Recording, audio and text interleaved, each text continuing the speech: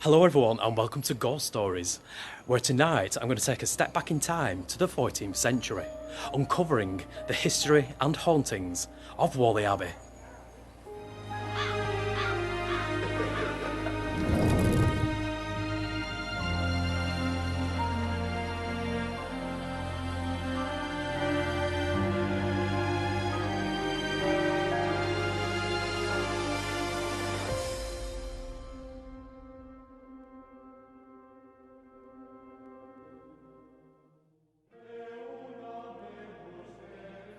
For over 100 years, the chanting of Cistercian monks was once a daily occurrence within the walls of Whalley Abbey, until the year 1537, when the chanting echoes stopped and all here fell silent.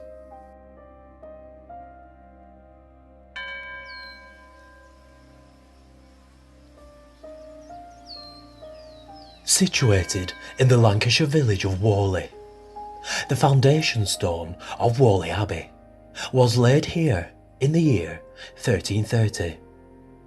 But the abbey was not fully complete for a further 100 years. Whalley Abbey was finally complete in the year 1440 and was occupied by Cistercian monks. Enduring a strict and organised daily routine, the abbey's tolling bells would sound throughout the day as a signal as to when the monks could eat, sleep, pray and work. Waking up at 3:15 every morning and then saying their prayers, the Cistercian monks would have begun their working day at 9:15.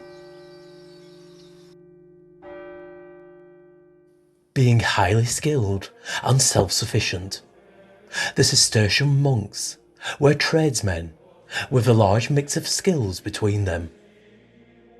The monks' individual trades were all that were needed to live a comfortable life and for supporting themselves within the abbey, rejecting any offers of income from the outside world.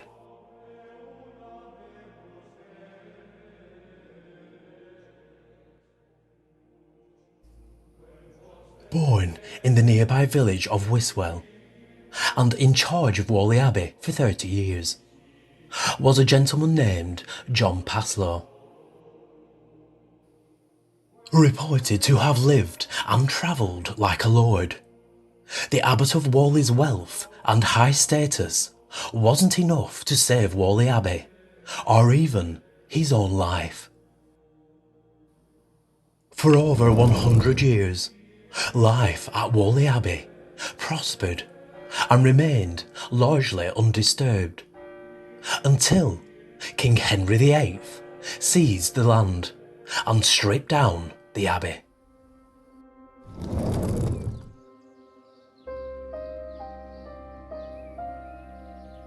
The year was 1537, and King Henry VIII declared himself as head of the church, destroying many of England's Catholic abbeys and monasteries. And for anyone refusing to recognise Henry as head of the new church, a deadly fate would occur, as they will be arrested and then executed. Refusing to bow down to the king's demands, the abbot John Paslow was arrested and sent to Lancaster Castle to await his trial. And on March the 9th, 1537, John Paslow was found guilty of high treason and was hung, drawn and quartered the following day. The exact location of the abbot's execution remains uncertain, as some believe that John Paslow was executed at Lancaster Castle, but others suggest that he was hanged at Whalley Abbey's monastery gates and his body buried in the abbey churchyard.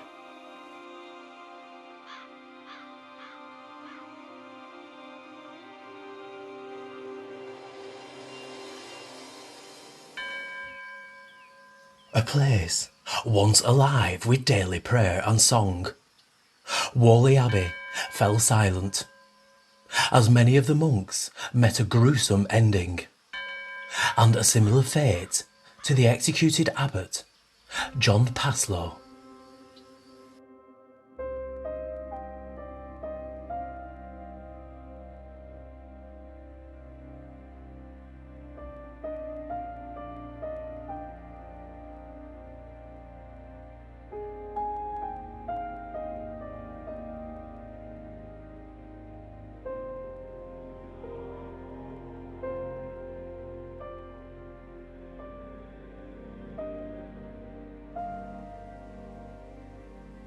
After Whalley Abbey was seized by the king, the abbey was sold in the year 1537 for £2,000.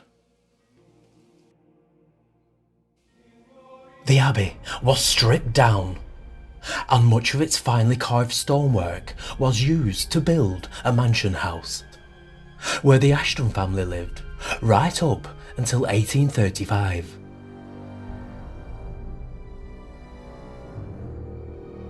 Supposedly haunted by former resident Lady Anne Ashton, her spirit appearing mostly during the winter time, where her ghostly shadow is spotted in front of the fireplace, just resting her hand on the mantelpiece.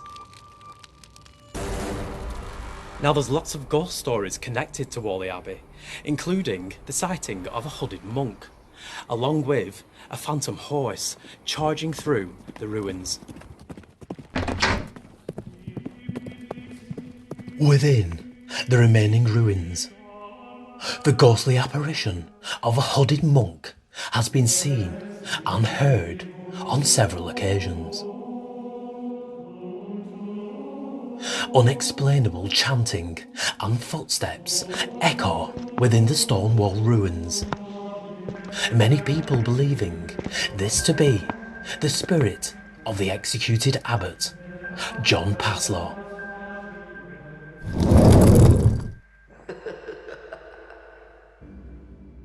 Throughout the local area, further apparitions of a ghostly monk wearing a white robe have been reported at the De Lacy Arms pub in Whalley. Located close to the abbey, the phantom monk is believed to have been responsible for disconnecting the beer pumps one night back in 1997. During numerous trips down into the cellar to reconnect the beer pumps, the landlord heard an unusual humming noise coming from within the cellars. The landlord looked up and saw the figure of a monk in white robes walking straight towards him. Terrified, the landlord rushed back upstairs and back into the bar area, later discovering that a number of locals were already aware of the ghostly monk, who allegedly has been haunting here for years.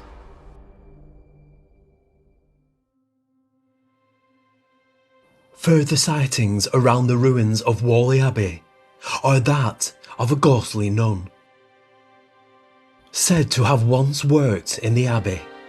The nun was believed to have been kept within the abbey against her will, and was abused by a number of the monks here. Being afraid that the nun would report back to her superiors at how she was mistreated, legends suggest that the monks murdered her as she tried to escape. The murdered nun is believed to have been buried somewhere within the abbey grounds. Sightings of a female spirit dressed in white appears around the abbey on quite a regular basis. And one night during the 1960s, a police officer sped off in his car after encountering the apparition through his rear window.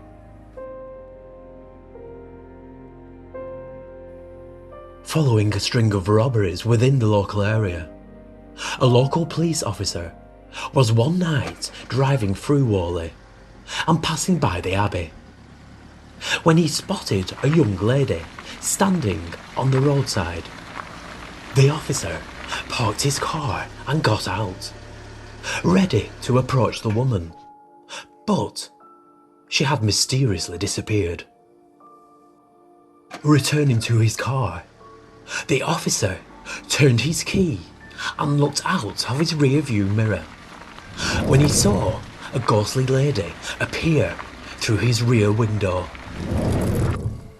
Petrified and screaming with fear, the police officer sped off in his car and made his way back to the police station. Everyone just laughed at his story.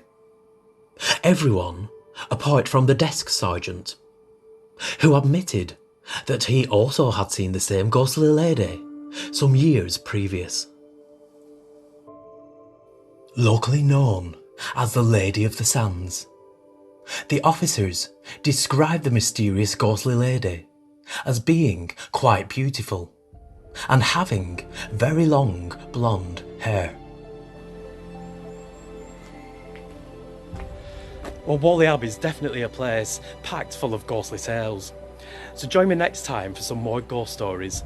But in the meantime, do ghosts exist? What do you think?